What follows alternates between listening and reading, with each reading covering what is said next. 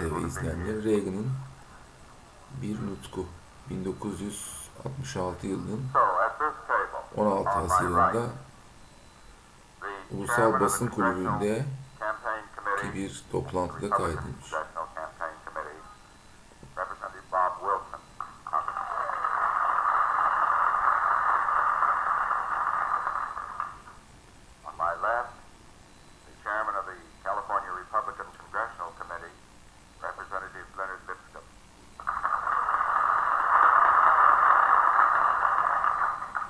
Senatörleri ve siyasetçileri takdim ediyor.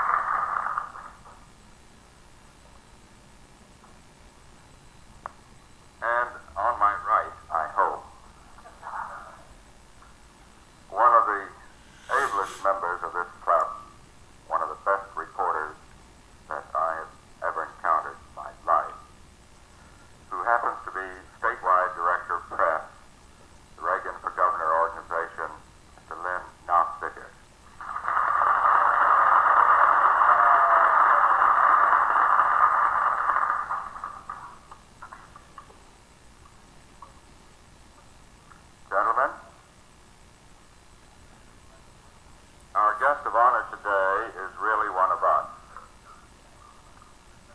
He spent probably the best 5 years of his life, from 1932 to 1937, in journalism, reporting the news over radio station WHO in Des Moines. Those who remember say that the star quality was evident even then. Since those days as a newsman, our guest has gone on to lessons.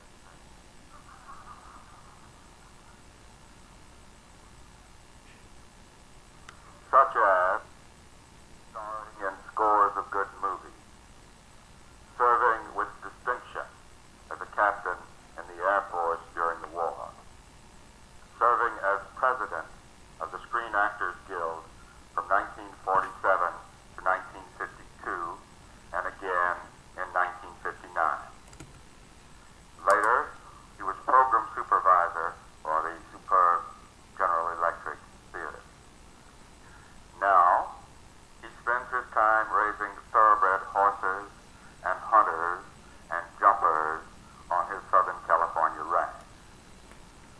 But a funny thing happened on the way to the corral earlier this month.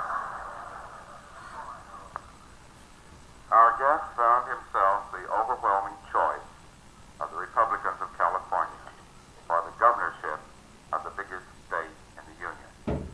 Gentlemen, the Republican nominee for the governorship of California, the Honorable Ronald Reagan.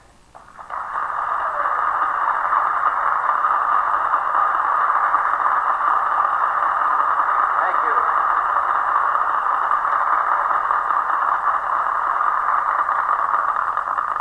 Thank you. Mr. President, my cohorts here on the top shelf, ladies and gentlemen, I appreciate not only that kind introduction, but I appreciate also this very warm welcome. You know, you took me back a ways there, farther back than I should or would like to admit, and it does go back a ways. I discovered this one night when I was sitting in an open car out in Hollywood to ride in the annual Santa Claus parade. And they had my name in quite large print on the side of the car.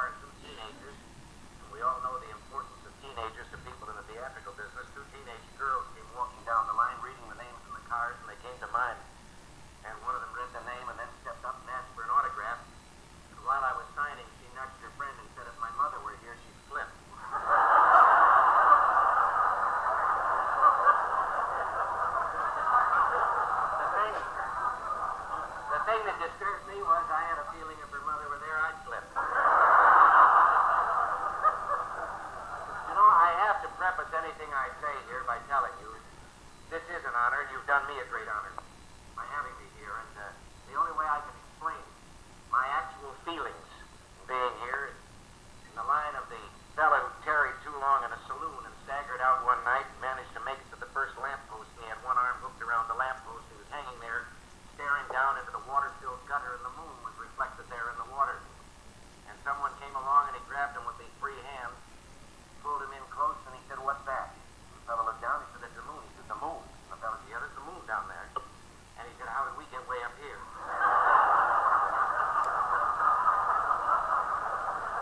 Of course, I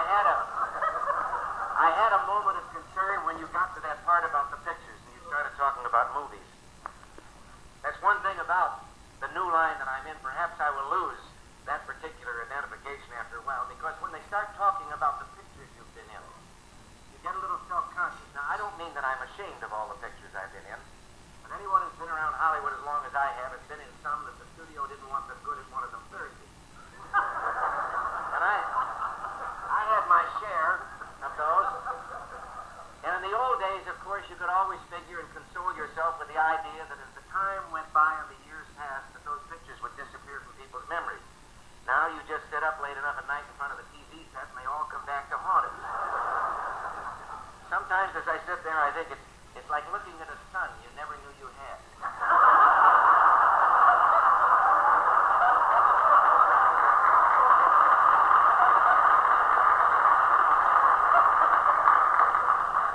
I've got one friend who stays up to look at his old pictures just to watch his hairline recede. Now it's a whole new world.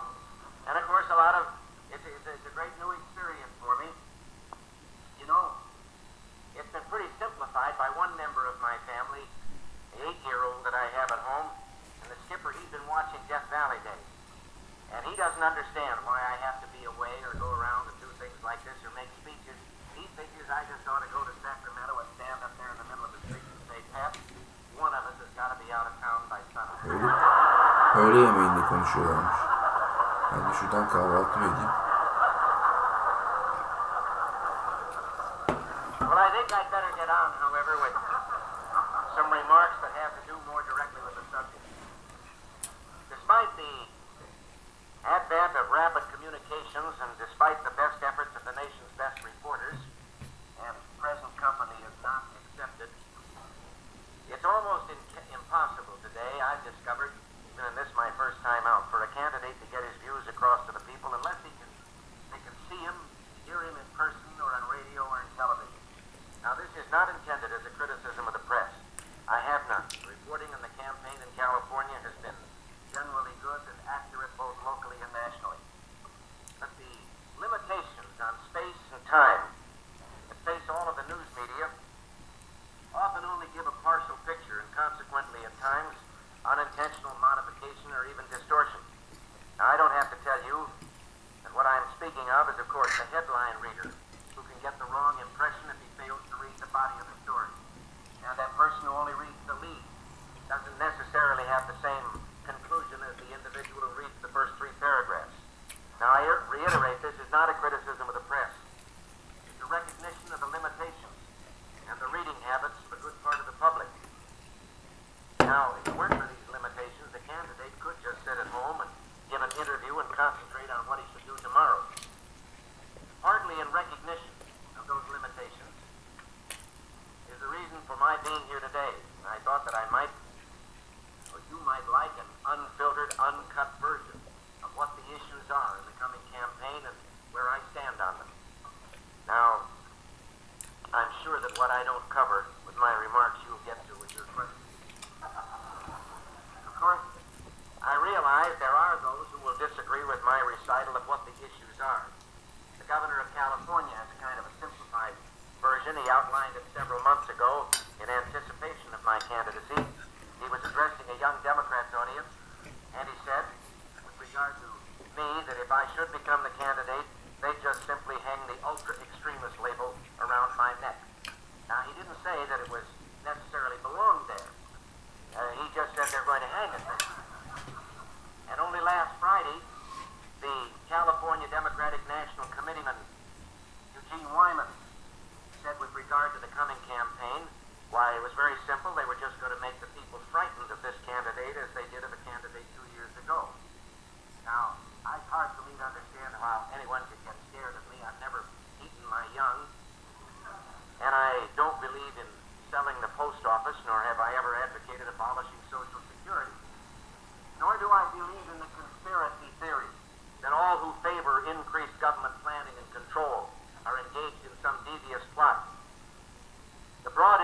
my own state is what kind of a government California wants and deserves, and what kind of philosophy of government do the people of that state want their governor to follow. Public officials are elected for one purpose, to solve public problems. And the people have a right to ask any candidate about his understanding of the problems facing the people and his acceptance and responsibility for solving those problems, and whether he has a fresh approach or just approaches them with the same old bargain basement politics of we'll do everything the other fellow's doing, only we'll do it cheaper and better. Now, I am not a politician. This has been pointed out by some of my opponents recently. But I have a deep-seated belief that the ordinary citizens created this country and this system of ours, that it was involved by these ordinary citizens with the idea that it would be run by ordinary citizens. And I think that it's high time that more of us brought the fresh air of common sense thinking to some of the problems that confront us. I think it's time now, in other words, to re-implement the original dream that resulted in this nation. That idea never fully tried before in the world, that you and I have the capacity for self-government, the dignity and the ability and the God-given freedom to make our own decisions, plan our own lives, and control our own destiny. It's been said there's nothing more powerful than an idea whose time has come. And make no Vakti gelen mistake about it, fikirden such an idea is kuvvetli hiçbir abroad in şey the land. yoktur. Americans divided in so many ways, I believe, are united in their determination that no area of human need should be ignored. People that can reach the stars have decided that the problems of human misery can be solved, and they will settle for nothing less. The big question is not whether, but at what cost these problems will be solved. Now, I can't accept, and I'm sure most responsible people don't accept, the negative philosophy that those who would close their eyes, hoping that these problems would disappear, or that questions of unemployment, inequality of opportunity, or the needs of the elderly and the sick would take care of themselves. But neither should we submit unquestioningly to those in our midst whose only solution is the abdication of personal and local responsibility as they pass every problem on to the federal government. But the trouble with that solution is that for every ounce of federal help we get, we surrender an ounce of personal freedom. A great society grows greater every day, greater in cost, greater in inefficiency, and greater in waste. Now, this isn't to quarrel with the humanitarian goals, or to deny that the great society can, in a way, achieve those goals. But I do deny that it offers the only or even the best method of achieving the solution for those goals. General Electric. Yani verimlilikten bahsediyorlar. Efficiency.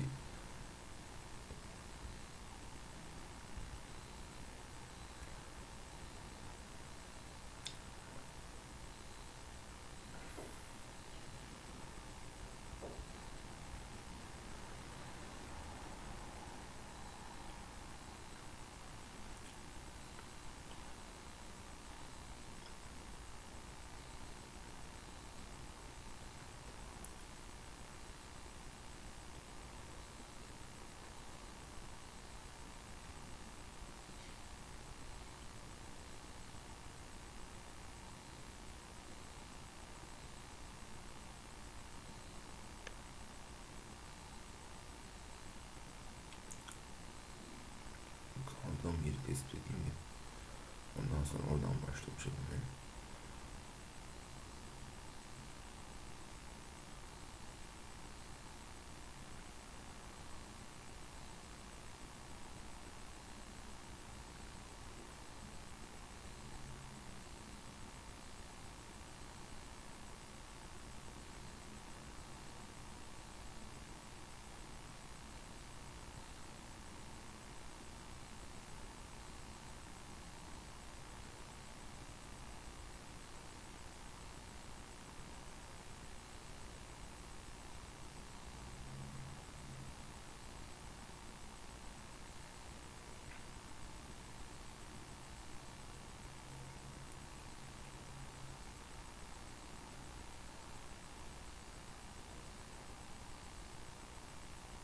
son galiba kürtaj meselesinden bahsetmiştik. Şimdi oradan devam ediyoruz. In 1967, Reagan signed the Mulford Act, which repealed a law allowing the public carrying of loaded firearms, becoming California Penal Code 12031 and 171C. 1967 senesinde diyor Reagan Mulford yasa tasarısı denilen bir kanunu imzalamıştır.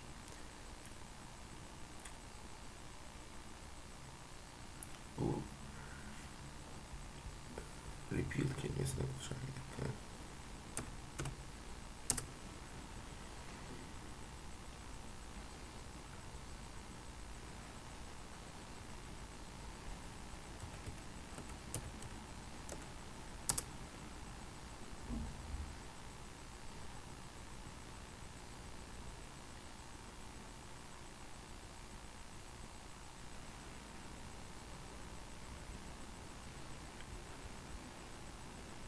Fesih etmek, ilga etmek bir yasayı ilga etmiş. Ve bu kamusal alanlarda taşınan silahların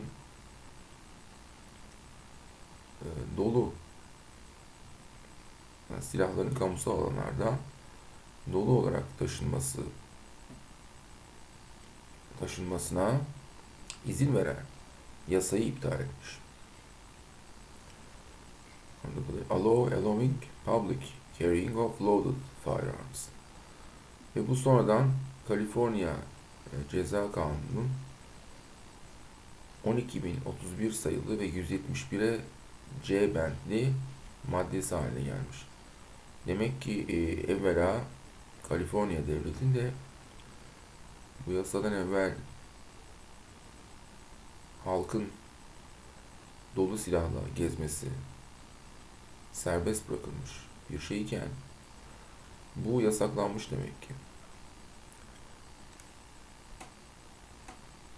Şimdi Kaliforniya'nın kendi ceza yasası var demek ki. Penal Code diyor. Kaliforniya devletinin kendi ceza yasası var. Yani Federal Penal Code değil, Californian Penal Code. The bill, which was named after Republican Assemblyman Don Mulford, garnered national attention after the Black Panthers marched bearing arms upon the California State Capitol to protest it. Diyor ki bu yasanın ismini Cumhuriyetçi bir siyasetçiden alır. Don Mulford'un adından gelir bu yasa.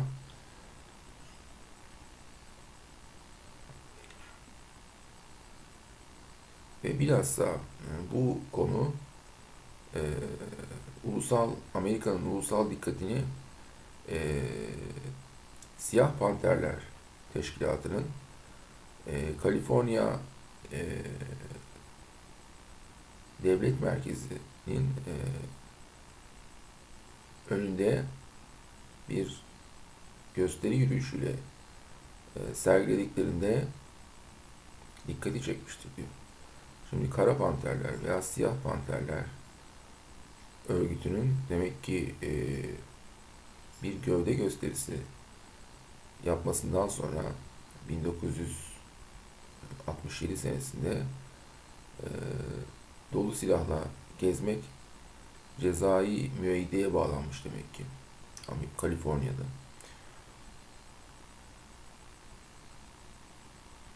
Bu Siyah Panterler örgütünün ise Black Panther Party diyor. Hakikaten de siyah boyanmış bir panter amblemli. Bunun The The Black Panther Party, originally Black Panther Party for Self-Defense, was a Black Power political organization founded by college students Bobby Seale, chairman, and Hugh P. Newton in October 1966 in Oakland, California. Bu parti yahut nefsi müdafaa için kurulmuş Siyah Panterler Partisi, siyahilerin bir siyasi teşkilatı olup bir takım üniversite öğrencilerince kurulmuştu diyor. Kurucuları Bobby Seale ki başkanıymış ve Hugh P. Newton'mış. 1966'nın Ekim'inde Kaliforniya'nın Oakland'ında kurulmuş. The party was active in the United States from 1966 to until 1982 with chapters in numerous major cities and international chapters in the United Kingdom in the early 1970s and in Algeria from 1969 to 1972. Ve bu siyasi partinin Amerika Birleşik Devletleri'nde 1966'dan 82'ye kadar faal olduğunu, belli başlı şehirlerde şubeleri olduğunu ve uluslararası şubelerin de olduğunu, mesela İngiltere'de 1970'lerin başında şubelerinin olduğunu ve Cezayir'de 1969'dan 72'ye kadar şubelerin olduğunu söylüyor. At its inception, October 15, 1966, the Black Panther Party's core practice was its open carry armed citizens patrols to monitor the behavior of the officers of the Oakland Police Department and challenge police brutality in the city. Ve 1966'nın 15 Ekim'inde ki kurulmasında aslında bu teşkilatın faaliyetinin vatandaşı silahlandırarak ve bir yerde milisleştirerek bu Oakland'ın Oakland'ın karakol teşkilatının hareketlerine karşı bir denge getirmek ve şehirdeki Oakland polisinin vahşetine karşı bir denge unsuru olarak düşünülmüş bu. Yani şimdi demek ki burada ciddi manada bir artık bilemiyoruz ama zencilerin bir milis teşkilatı demek ki bu. Zenci milisi teşkilatı. Kara Panterler. Ve Reagan demek ki bunların tehlikeli olduğunu sezince bir kanun değişikliğini imzalayarak kamu düzenini sağlamak amacıyla demek ki burada gözüküyor.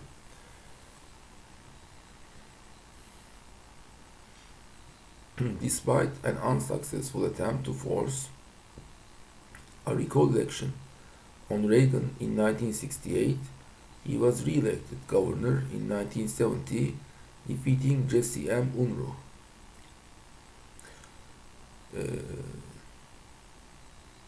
Reagan 1968'de bir seçim çağrısında bulunuyor ama bu teşebbüsü başarılı olmuyor. Ama 1970 senesinde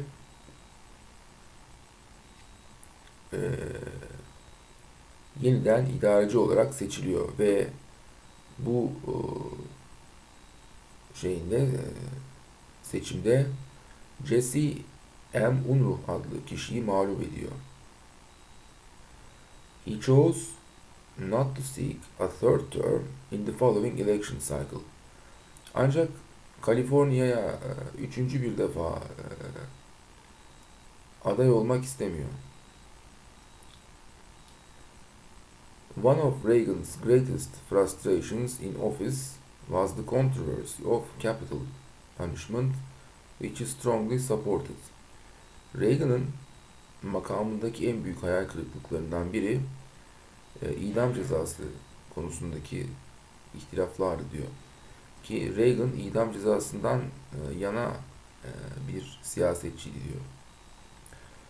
His Efforts to enforce the state's law in this area were thwarted when the Supreme Court of California issued People versus Anderson decision, which invalidated all death sentences issued in California before 1972, though the decision was later overturned by a constitutional amendment. Diyor ki Reagan'ın devletin, yani Kaliforniya devletinin kanunlarını infaz etme teşebbüsleri bloke edilmişti. Çünkü Kaliforniya'nın yüksek mahkemesi verdiği bir kararla, ki buna Halk ile Anderson'ın davası ve kararı denilmiş.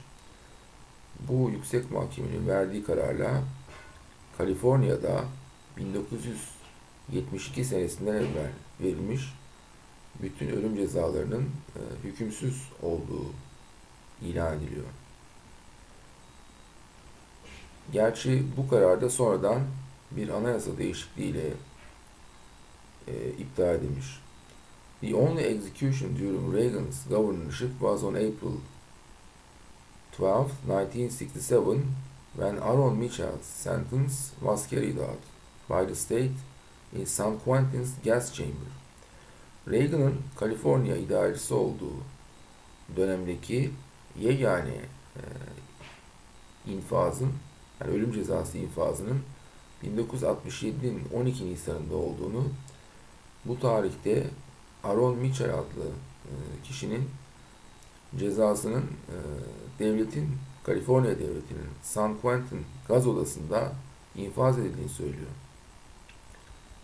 1969 yılında Reagan Family Law Act adlı bir kanunu imzalamış. Aile yasası kanunu diyebiliriz. Which was an amalgam of two bills that had been written and revised by the Californian State Legislature over more than 2 years. Ve diyor ki bu aslında iki yasa tasarısının bir bileşiminden ibaretti. Ve bunlar Kaliforniya Devleti'nin yasama meclisince hazırlanmış ve yazılmış ve gözden geçirilmişti. Ve bu faaliyet 2 yıldan fazla bir süre evvel icra edilmişti diyor. It became the first no-fault divorce legislation in the United States. Bu no-fault divorce deyince, bu no-fault divorce is a divorce in which the dissolution of a marriage does not require a showing of wrongdoing by either party. Bu diyor ki Amerika Birleşik Devletleri'nde aile hukuku yasaları itibariyle boşanmayı düzenleyen kanunlar arasında boşanma mevzuatında bir ilki teşkil ediyor diyor. No fault divorce deyince onu da şöyle anlatmak lazım.